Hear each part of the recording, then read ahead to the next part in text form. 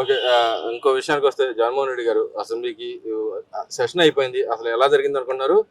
జగన్మోహన్ రెడ్డి గారు అసలు అసెంబ్లీకి రాకుండానే రేపొద్దున జీతం గనుక తీసుకుంటాడంట అనుకుంటారా మీరు?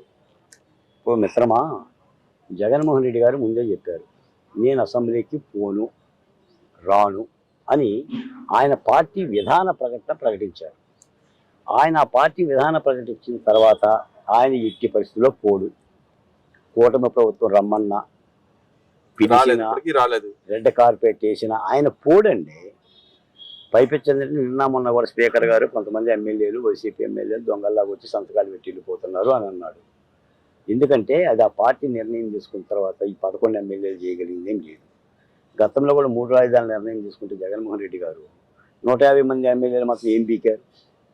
అది తప్పని తెలిసిన, ఆ నిర్ణయం మూర్ఖమైన నిర్ణయం అని తెలిసిన కనీసం అసెంబ్లీ లోపలికి వచ్చి వెళ్ళిపోవచ్చు కదా, పార్టిసిపేట్ చేయకపోయినా కనీసం కనపడచ్చు కదా స్పీకర్ గారికి. ఇప్పుడు ఎందుకు కనిపిస్తారు? ఈ రోజున చంద్రబాబు నాయుడు గారు ఒక విధాన నిర్ణయం తీసుకుంటారండి, తెలుగుదేశం పార్టీ ఎమ్మెల్యేలు ధిక్కరిస్తారా? భారతీయ జనతా పార్టీ ప్రజలు ఇక్కడ ప్రజలను ధిక్కరించినట్టుగా, వాళ్ళు ఇచ్చిన మ్యాండేటరీని ధిక్కరించినట్టుగా మరి వాళ్ళు ప్రజల మ్యాండేట్ని ధిక్కరించడమే ఉందండి. అది ఆ పార్టీ నిర్ణయం. అది జగన్మోహన్ రెడ్డి గారి పార్టీ నిర్ణయం అసెంబ్లీకి వెళ్ళకూడదు అనేది. అది ఆయన ఆలోచించాలి. ఇప్పుడు వెళ్తే ప్రయోజనం ఉంటుంది, వెళ్తే మాట్లాడవచ్చు, ఇవన్నీ కొంతమంది ఎమ్మెల్యేలు కూడా వెళ్తే బాగుంటుందనే భావం కలిగి ఉన్నారు. కానీ ఆయన విధానం ప్రకటించారు. అంటే ఇక్కడ ఏమైందంటేనండి, రాజకీయ పార్టీలో అంతర్గత ప్రజాస్వామ్యం లేదండి. ఏ రాజకీయ పార్టీలో పనిచేసే నాయకుడైనా కూడా అధినేత యొక్క నిర్ణయాన్ని ధిక్కరించే పరిస్థితి లేదండి. అది ఒక పార్టీ అని కాదు, ఓ తెలుగుదేశమో, జనసేనో, బీజేపీనో, వైసీపీనో అని కాదు, ఆల్ పార్టీస్ అలా ఉన్నాయి. అంటే అధినాయకుడు నేను చెప్పిందే వినాలి, నాదే వేదం, నాదే సూత్రం, నాదే మంత్రం అనే దూరంలో రాజకీయాలు ఉన్నంతకాలం అంతర్గత ప్రజాస్వామ్యం లేదు. మీరు గతంలో ఇందిరాగాంధీని కూడా ఎదిరించిన మహానుభావులను మనం చూసాం. స్వర్గీయ ఎన్టీ రామారావు గారు ఏదో బిల్లు పెడుతుంటే బడ్జెట్ బిల్లు అదేదో లీక్ అయిందని చెప్పిన ఆనాడే వసంత నాగేశ్వరరావు గారు, కేఈ కృష్ణమూర్తి, జానారెడ్డి లాంటి వాళ్ళు అధినేత చంద్రబాబు రామారావు గారిని ఎదిరించారు. ఇప్పుడు ఏంటంటే అలాంటి నాయకులు లేరు. పుచ్చలపల్లి సుందరయ్యో, చంద్ర రాజేశ్వరరావు, వావిరాల గోపాలకృష్ణ అయ్యో ఏంటి, ఇటువంటి నాయకులు కనుమరుగైపోయారు. ఇప్పుడంతా ఏంటంటే నాయకుడు అనుసంధానంగా ఉండే నాయకులే ఉండాలి. మీ చిన్న విషయం చెప్తున్నాను, ఏ అంశం మీదైనా కూడా ఎమ్మెల్యేలు ఇష్టం ఉన్నా ఇష్టం లేకపోయినా పార్టీ నిర్ణయానికి కట్టుబడి ఉండే పరిస్థితి తప్ప ధిక్కరించే పరిస్థితి ఎక్కడ ఉండేది చెప్పండి.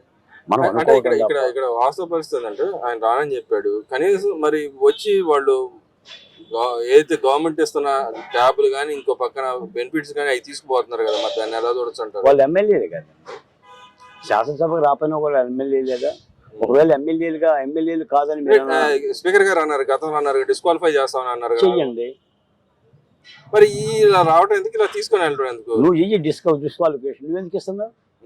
ఇప్పుడు నీకు నిబంధనలు ఉన్నాయి కదా, నువ్వు చేతులు ఎందుకు ఇస్తున్నావు? అవునండి, అది నిబంధనలు విరుద్ధం. నువ్వు చర్యలు తీసుకోండి.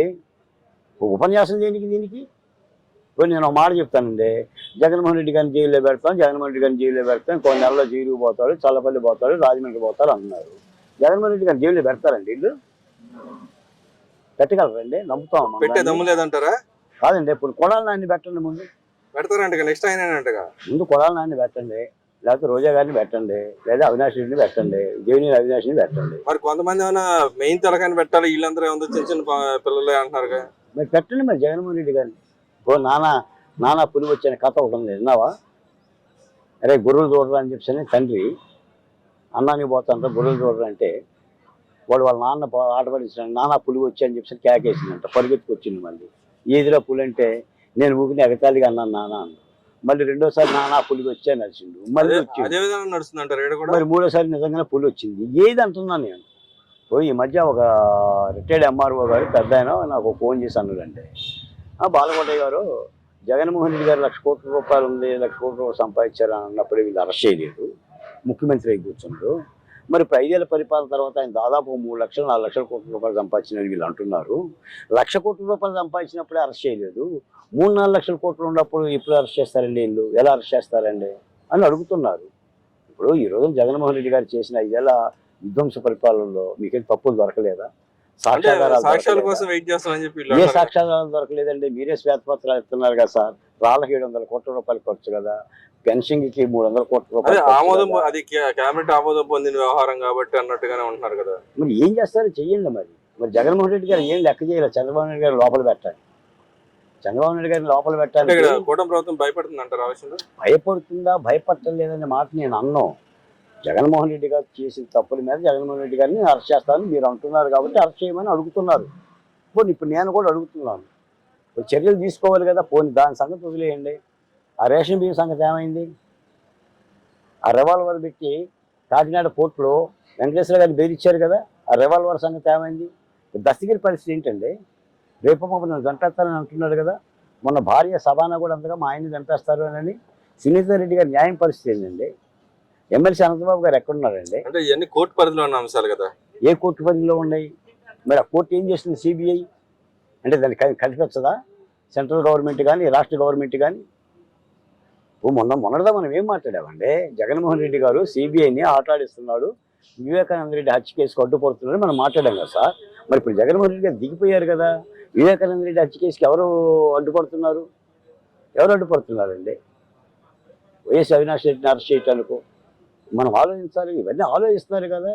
అంటే నేనేమంటున్నానంటేనంటే ఇక ఇవన్నీ చెప్తూనే ఉంటుంటారా? ఇది ఏదుగా చెప్పామండి జగన్మోహన్ రెడ్డి గారి పరిపాలన గురించి. అలా పరిపాలన గురించి మనం చెప్పాం కాబట్టి విసిగి వేసారు కాబట్టి కూటమి ప్రభుత్వాన్ని ఎన్నుకున్నారు. అలాగే ఇప్పుడు గవర్నమెంట్ ఏదైతే ఎంప్లాయీస్ కి ఇవ్వాల్సిన 6,000 కోట్ల రూపాయలు విడుదల చేయడానికి ఎలా చూస్తారు? ఏదైనా గత ప్రభుత్వం బకాయి పెట్టినా కూడా ప్రభుత్వం విడుదల చేయాల్సిందే. ఇప్పుడు తాటికొని ఓడి కడతాడండి. ఆ తాటి చెట్టు దగ్గర కూర్చున్నాడే కడతాడు. ఓడి కడతాడు. ఇప్పుడు జగన్మోహన్ రెడ్డి గారు అప్పులు చేస్తే జగన్మోహన్ రెడ్డి గారు కడతారా? లేదా కూటమి ప్రభుత్వం అప్పులు చేస్తే కూటమి ప్రభుత్వం కట్టిందే? ఎన్ని మనకు తెలియదా? ప్రజలే కట్టాలి. ప్రజల మీదే భారం పడుతుంది. అది వివిధ రూపాల్లో పడుతుంది. అందుకని నేనేంటంటే గత 5 ఏళ్ళలో జగన్మోహన్ రెడ్డి గారు చేసిన పాపాల భైరవి పరిపాలనలో తప్పులు ఏమన్నా ఉంటే చర్యలు తీసుకోమని అడుగుతున్నాం. ఏడాది అయ్యింది. అలాంటి చర్యలు ఏం లేవు. ఏదో పొసర చర్యలు ఉన్నాయి. ఏదో మన సోషల్ మీడియాలో పోస్టులు పెట్టాడని రవీంద్రారెడ్డిని, అలాగే బూతు మాటలు మాట్లాడినందుకు పోసాని కృష్ణమూర్లని లేదా బోరుగడ్డని ఇటువంటి వాళ్ళని అయితే అరెస్టులు చేస్తున్నారు. వాళ్ళ మూలాన ఉప్పుకి పనికిరారు, ఉపకారానికి పనికిరారు. అసలు వాళ్ళు వైసీపీ పార్టీకి వేస్ట్, రాష్ట్రానికే వేస్ట్. వాళ్ళు పద్ధతి లేని మనుషులు. వాళ్ళని లోపల పెట్టడం మూలాన కూడా రాష్ట్రంలో పెద్ద స్పందన లేవు. నిజానికి ఏంటంటే ఈ చిన్న ప్రజాప్రతినిధుల దగ్గర మీరు రికవరీ చేయాలి. ఆ ఋషికొండ 480 కోట్ల రూపాయల రికవరీ ఎవరు చేస్తారంటే? ఋషికొండని తెల్లేనిదిలా చూసుకోవటమే కదా. దాన్ని పోషించలేము, దాన్ని చూసి ఆనందించలేము. అదేవిధంగా ఇక్కడ ఒక వార్త అయితే చక్కర్లు పడుతుంది. ఇప్పుడు జగన్మోహన్ రెడ్డి గారు అటు ఏపీలో ఇటు తెలంగాణ లేకుండా ఇద్దరు ముఖ్యమంత్రులు ఎగనిస్ట్ ఉన్నారు కాబట్టి కర్ణాటక పోయి కర్ణాటకలో ఉంటున్నారు. కర్ణాటకలో అక్కడ ఉన్న శివకుమార్ గారితో డీల్ మాట్లాడుకొని కాంగ్రెస్ పార్టీలు విలీనం చేయబోతారని చెప్పి ఒక వార్త చక్కర్లు పడుతుంది. దాన్ని ఎలా చూస్తారు? అంటే నాకు తెలిసిన మేరకు అయితే జగన్మోహన్ రెడ్డి గారు అలా కాంగ్రెస్ పార్టీలకు వైసీపీ పార్టీని విలీనం చేసే సాహసోపేత కార్యక్రమాలు, అలా పనికిరాని కార్యక్రమాలు అయితే తీసుకోడండి. ఎందుకంటే ఇంకా ఆయనకు ఓపిక ఉంది. ముఖ్యంగా ఆయన వెనక ధనం ఉంది. అంటే బీజేపీ వాళ్ళు ఇప్పుడు మరి ఇన్ని రోజులు వెనకాల ఉన్నారు, ఇప్పుడు వాళ్ళు లేరంటారా ఈ విషయంలో? బీజేపీ గత 5 ఏళ్ళు జగన్మోహన్ రెడ్డి వెనక బీజేపీ దీవెనలు ఉన్నమాట యథార్థం. అలా ఉండబట్టే రాజధాని ఉద్యమం 1631 రోజులు సాగింది. ఇప్పుడు కూటమి ప్రభుత్వంలో బీజేపీ భాగస్వామ్యం అయింది కాబట్టి వైసీపీ జగన్మోహన్ రెడ్డి గారి వెనక కొంత సన్నగిల్లింది సంబంధాలు. కాబట్టి ఏం జరుగుతుందో చూడాలి. అంటే అప్పుడు ఉన్న A2 గారి సపోర్ట్ వెనకాల ఉండేది కదా, ఆయన వెళ్ళి అంత చేసి వచ్చేవాడు. ఇప్పుడు ఆయన కూడా లేడు కదా, అందువల్ల ఆయన బలహీనపడి ఈ విధంగా వెళ్తున్నాడు అని అనుకోవచ్చు. ఒక మాట నిజమండి.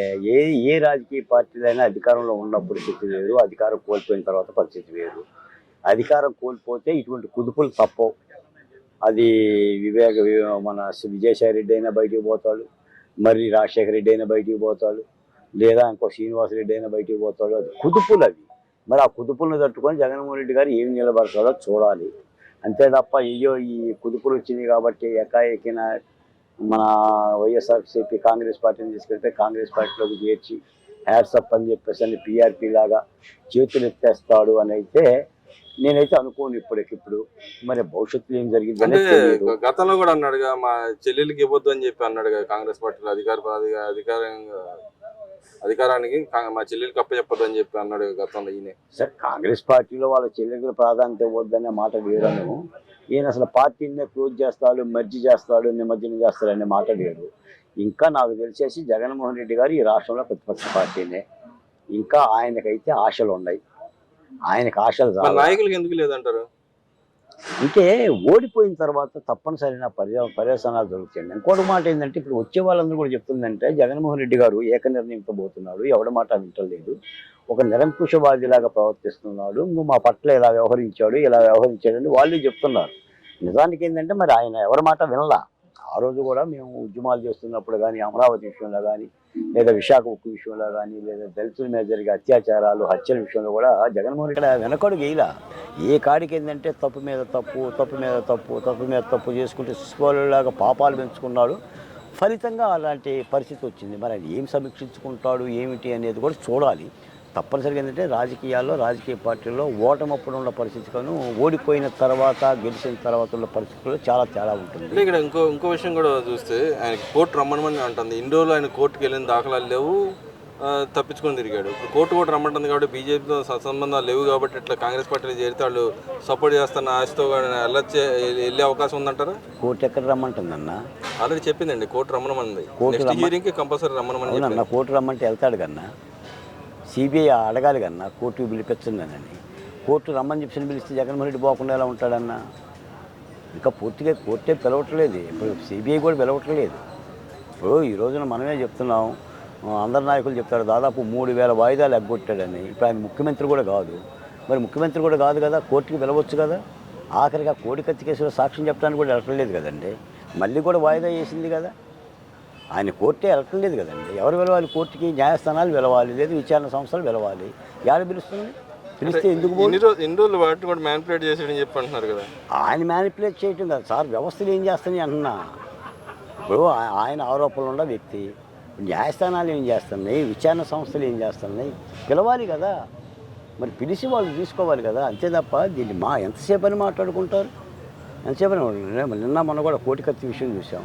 కనీసం ఈయన వెళ్ళిపోయి ఫస్ట్ విట్నెస్ అయినా ఈయన వెళ్ళిపోయి ఏం జరిగిందో చెప్పాలి. ఈయన చెప్పకపోవటం మూలనే కదా 5 సంవత్సరాలు జైల్లో ఉంది కోడికత్తి సీను. మళ్ళీ ఇప్పుడు అదే పరిస్థితి కదా. ఇప్పటికీ ఆయన కనీసం అవుతుంది అంటారా? ఈ విధంగా ఆయన పిలిచింది కాబట్టి వెళ్తాడని మీరు అంటున్నారు కాబట్టి ఆయన వెళ్ళిన తర్వాత ఆయన మీద ట్రైల్స్ బిగిన్ అవుతాయి అనుకుంటారు? నాకు తెలిసి అయితే ఇంకా న్యాయస్థానాలు అయితే పూర్తిగా పిలవలేదండి. అది న్యాయస్థానాల యొక్క పాత్ర, విచారణ సంస్థల పాత్ర. ఏం చేస్తుందో ఎలా చేస్తారో వాళ్ళే చూడాలి. ఎందుకంటే మనం గతంలో చెప్పే విధంగా టామ్ అండ్ జెర్రీ లాగా ఉంది. అంటే ఎలుక దొరకదో పిల్లి పట్టుకోదు. మళ్ళీ అదే ప్రక్రియ కొనసాగుతుంది. మరి ఆయన విచారణకి తీసుకెళ్లాల్సిన బాధ్యత విచారణ సంస్థల మీద ఉంది. ఏం చేస్తారో చూడాలి. అందుకని ఒక విధమైన జగన్మోహన్ రెడ్డి గారి పరిపాలన, విధ్వంస పరిపాలన మీద తీసుకుంటున్న చర్యలు కూడా కొంత గందరగోళంగా ఉన్నాయి. ఇది నేను అంటుంది కాదు, సాక్షాత్తు తెలుగుదేశం పార్టీలో ముఖ్యమైన నాయకులు అభిప్రాయపడుతున్నదే, జనసేన నాయకులు అభిప్రాయపడుతున్నదే, భారతీయ జనతా పార్టీ నాయకులు కూడా అభిప్రాయపడుతున్నది. ప్రభుత్వం మాత్రం ఏదో ఒక అభివృద్ధి కోణంలో ఏదో కార్యక్రమాలు చేద్దామనే ఉద్దేశంతో పోతుంది తప్ప ఇంకా వీటి వైపున ఇంకా దృష్టి సారించలేదు. సారిస్తామంటున్నారు, మరి ఏం జరిగిందో చూడాలి.